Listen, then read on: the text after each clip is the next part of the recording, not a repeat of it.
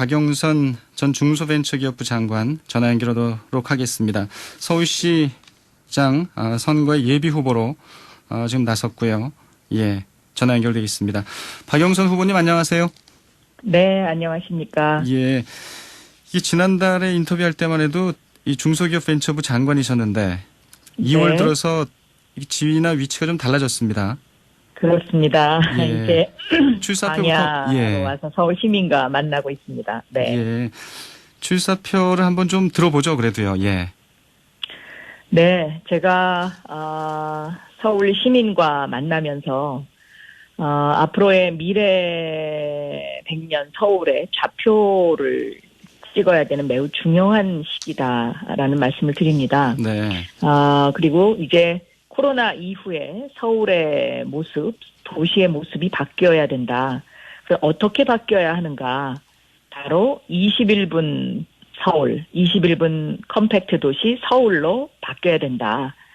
이것은 그동안에 우리 그 서울의 모습이 너무 도심 중심으로 모든 것이 이루어지고 또 강남 중심으로 이루어지다 보니까 불균형이 첫째 너무 심했고요.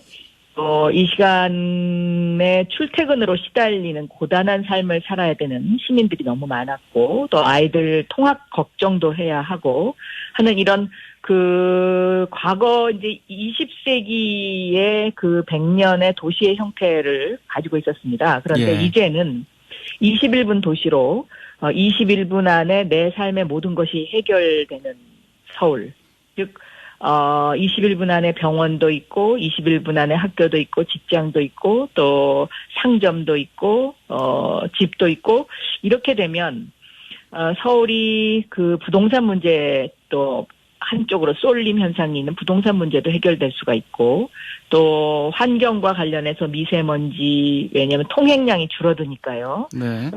이런 그 공기의 질 문제, 이런 환경 문제도 해결될 수가 있고요.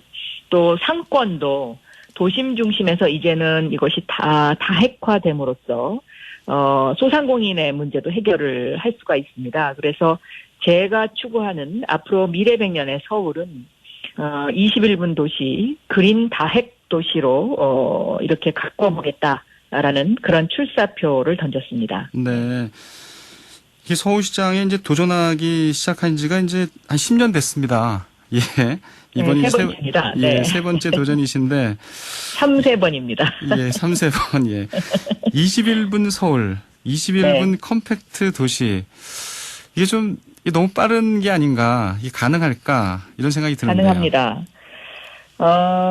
이미 파리는요, 15분 파리로 설정이 되어서, 15분 안에 자전거로 걸어서 가는 파리의 구상이 이미 시작이 됐고요. 예. 그래서 그 유명한 개선문을 중심으로 한 샹젤리제 거리가 자동차 도로의 폭이 좀 줄어들고 이제 녹지 공간을 더 확보하고 있습니다. 이제 100년 전에는 마차에서 자동차로 변하는 세상이었기 때문에 도시의 많은 중심이 도로를 확장하는 쪽으로 그렇게 지난 100년을 우리가 살아오지 않았습니까? 그랬죠. 그리고 사람이 중심이냐, 과연 차가 중심이냐, 뭐 이러한 그 논란이 제기될 정도로 도시가 자동차 중심의 도시로 지난 100년을 저희가 살아왔습니다. 그러다 보니까 이제 많은 그 속도감은 있지만 실질적으로 삶에 많은 폐해가 이제 누적돼서 쌓여져 있는 것이고요. 이제부터의 도시는 정말로 친환경적이고 녹지가 확보되고 또 내 삶 주변에 많은 것들이 손닿을 곳에 있는 그러한 도시의 모습, 이것이 저는 굉장히 삶의 질을 향상시키는 것이고 공간 복지를 실현하는 것이다. 네. 이렇게 생각이 됩니다. 예. 그리고 앞으로의 100년은 이제 자율자동차 시대가 오지 않습니까? 그렇기 때문에 이 도로의 개념도 또 바뀌어야 한다라고 생각하고 있습니다. 예, 이제 머리에 좀 그려지긴 하는데요. 그래도 네. 역시 가장 중요한 건 좀 빈부격차가 좀 줄어들어야 되는 부분이고. 그렇습니다. 예. 이런 부분이 이제 과거부터 얘기해왔던 이 프로토콜 경제와 좀 맞닿아 있는 건가요? 그렇습니다. 이 프로토콜 경제는 우리가 IT 시대를 맞아서 온라인 플랫폼 경제를 하다 보니까 예. 너무 강자만 살아남고 여기서 또 그 양극화 현상이 너무 심하게 벌어져서 이것을 보완해야 한다라는 생각 속에서 만들어진 것입니다. 그래서 플랫폼에 모이는 그 경제 주체들이 프로토콜, 즉 규칙을 정해서 그 성장의 과실을 골고루 함께 할 수 있는 이제 이런 것들을 이야기하는데요. 21분 도시의 개념도 프로토콜 경제와 직결되어 있습니다. 왜냐하면 서울에 그 시간 거리로 21분이 되는 원을 그리게 되면 예. 그 안에서 이루어지는 모든 경제 주체들이 이 성장하는 것에 따른 어떤 그 과실을 골고루 나눌 수가 있는 그러한 구조가 되거든요. 그래서 앞으로 이 프로토콜 경제와 21분 도시의 연관성에 대해서도 좀 더 시민 여러분들께 설명을 드려야 할 것 같습니다. 예. 이제는 그 서울시정에 대한 패러다임이 바뀌어야 된다, 뭐 이런 얘기인데. 그렇습니다. 예. 그래서 서울시 대전환이 저의 이번 출사표의 가장 큰 그 제목입니다. 네. 근데 여론조사를 해보면 역시 가장 큰 좀 이슈는 역시 부동산 문제인 것 같고요. 네. 그래서 뭐 여야 후보들 부동산 대책을 많이 내놓고 계신데 이 향후 5년 동안 공공주택 30만 호를 공급하겠다 이렇게 밝히셨잖아요. 예. 예. 이 부분에 대해서는 이제 야당 예비 후보들은 이 현실성이 없다고 이 공격을 하고 있고요. 네. 예, 어떤가요? 상상력의 부재죠. 그러니까 이 시대가 바뀌고 전환기 시대에 어떻게 관점을 이동하느냐의 문제거든요. 그러니까 예. 4차 산업혁명의 핵심 단어는 연결의 힘 그리고 관점의 이동입니다. 그런데 이 관점을 이동하지 않고 과거 방식으로 생각을 하면 뭐 땅이 없는데 뭐 이렇게 생각할 수 있습니다. 그러나 이 30만 호는 제가 쭉 이렇게 서울시의 지도를 보면서 예. 살펴보니까 이것이 5년 동안 가능하고요. 특히 제가 구상하고 있는 것은 국유지나 시유지에 이 집을 짓게 되면 토지 문제를 해결할 수 있지 않습니까?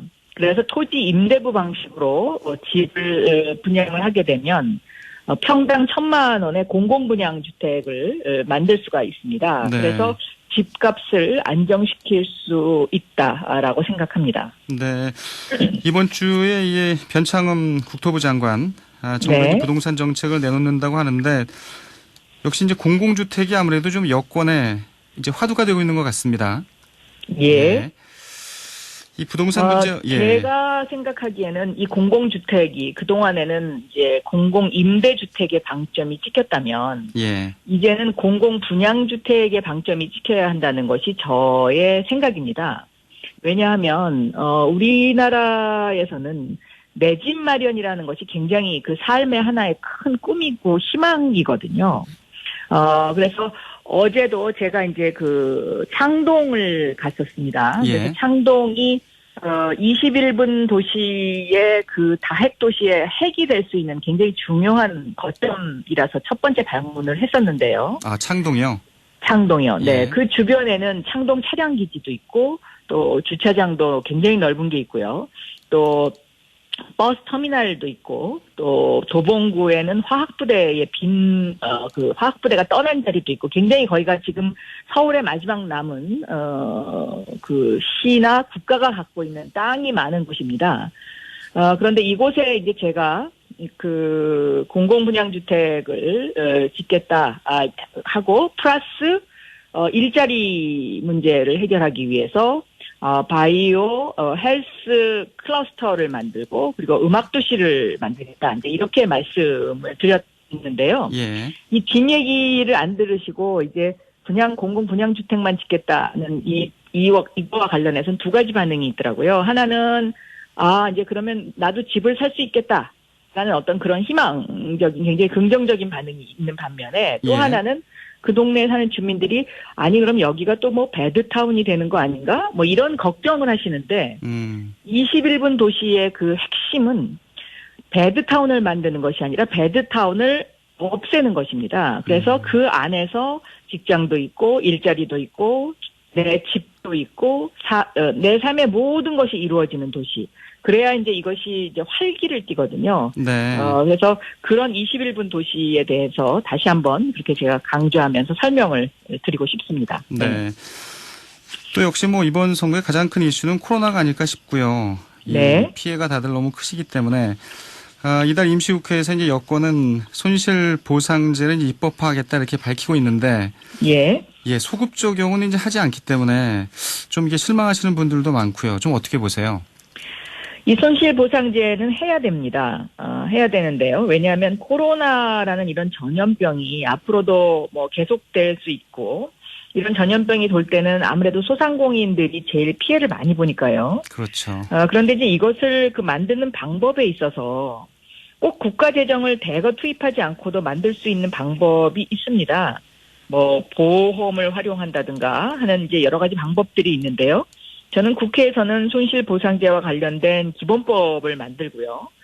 이거와 관련된 시행령과 관련해서는 주무부처에서 좀 더 이 부분을 검토를 해서 소상공인 분들의 마음에 안정감과 편안함을 드릴 수 있도록 그렇게 진행되는 것이 맞겠다 이렇게 생각이 됩니다. 네. 이 중소벤처기업 장관에서 얼마 전에 그만두셔서 그런지 네. 예. 알겠습니다. 이 손실보상제의 주무부처가 중소벤처기업부로 됐습니다. 그래서 예. 아마 중소벤처기업부에서 여러 가지를 검토하고 있을 텐데요. 제 생각과 상당히 유사하지 않을까 이렇게 생각합니다. 네. 네. 이제 뭐 우상호 후보와의 이 경선이 이제 네. 사실상 뭐 시작됐다고 할 수 있는데 오늘 저녁에 이제 유튜브 국민 경선도 하시고요. 국민 면접합니다. 예, 네. 어떠세요? 이 내부 경선에 아무래도 네. 뭐 친문표가 당락을 좌우할 거다 이런 분석이 있는데요. 민주당이 100만 당원을 갖고 있기 때문에요. 예. 거의 민심과 저는 동일하게 갈 것이다 이렇게 생각을 하고요. 지난주의 여론조사를 보면 서울 지역의 민주당 지지율이 6주 만에 국민의힘을 이겼죠. 역전이 됐었습니다.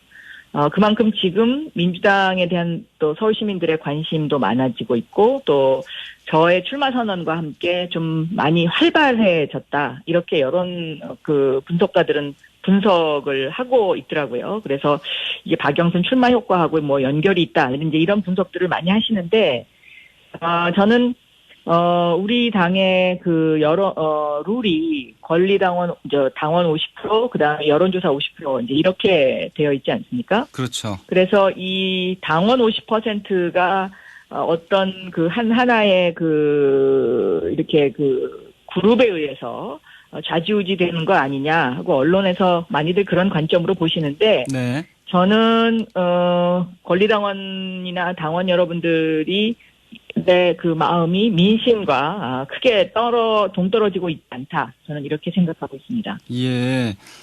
아무래도 이번 민주당 경선은 여론의 영향력이 클 거다 이렇게 보시는 거네요.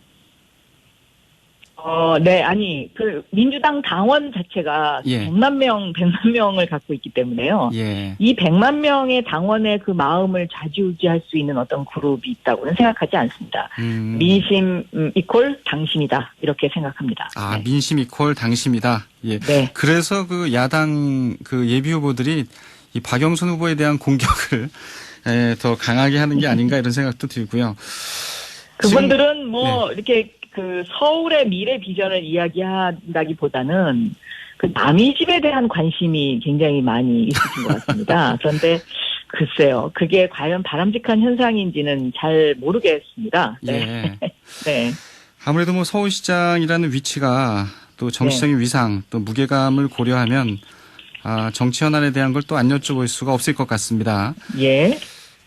이제 최근에 이 정부가 북한의 극비리에 원전을 지어주려고 했다 이렇게 이제 주장을 하면서 이 정치 그건 공방이 사실이 아닌 걸로 밝혀지지 않았나요? 지금 이제 정부에서는 그게 아니라고 얘기하는 거고 야당에서는 네. 또 이 특검과 국정조사도 필요하다 이렇게 이제 얘기를 하고 그거는 있는 제가 부분인데. 보기에는 예. 선거를 앞두고 야당이 이제 과거 방식으로 색깔론을 씌우기 위해서 그렇게 나온다고 생각하는데요. 예.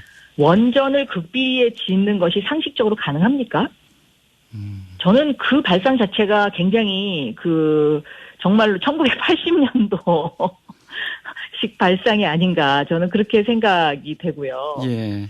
아마 1980년도에도 원전을 극비리에 짓는 것이 불가능했을 겁니다. 근데 지금은 더욱더 이 원전을 지으면 인공위성으로 모든 것이 다 촬영이 되고 그 하루하루의 그 북한의 그 상황이 다 잡히는데 네. 그걸 어떻게 극비리에 짓습니까? 저는 그거 자체가 지나친 정치공학적인 공세이고 국민의 힘이나 이런 그런 쪽이 굉장히 지금 초조해지고 있다라는 반증이다라고 생각하고 있습니다. 네.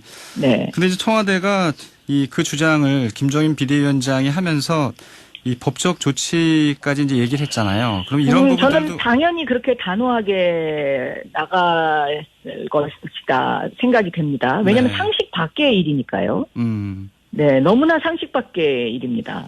아니 정치 공방이라면 뭐 정치 공방은 네. 자연스럽게 시간이 지나면은 또 사라지는 건데 너무 또 법적인 부분까지 언급한 게 아니냐 또 이것은 이런 지적도 정치 있었어요. 공방을 넘어선 것이다라고 판단을 하는 것 같습니다.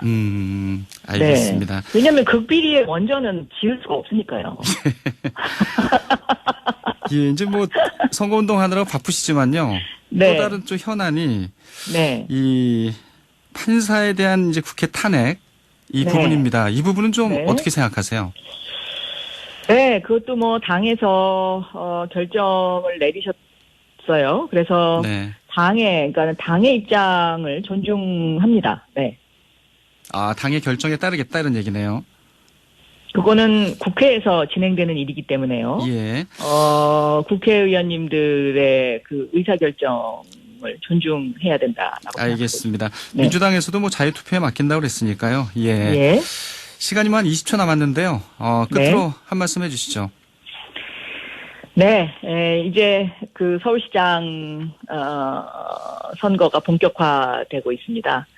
저는 그동안 제가 도시지리학을 전공한 사람으로서 제 마음속에 있었던 도시에 대한 생각, 서울에 대한 그 축적의 시간 속에 만들어진 그런 공약들을 지금 하나씩 꺼내고 있는데요. 오랜 시간 동안 생각해서 시민 여러분들과 소통하고 공감을 하면서 만들어가고 싶습니다. 네, 알겠습니다. 그래서 그렇게 오랜 시간 동안 만들어진 공약이고요. 그래서 항상 저를 응원해 주셔서 감사드리고 저의 슬로건은 합니다. 박영선입니다. 네, 여기까지 네. 듣죠. 고맙습니다. 네. 박영선 예비후보였습니다.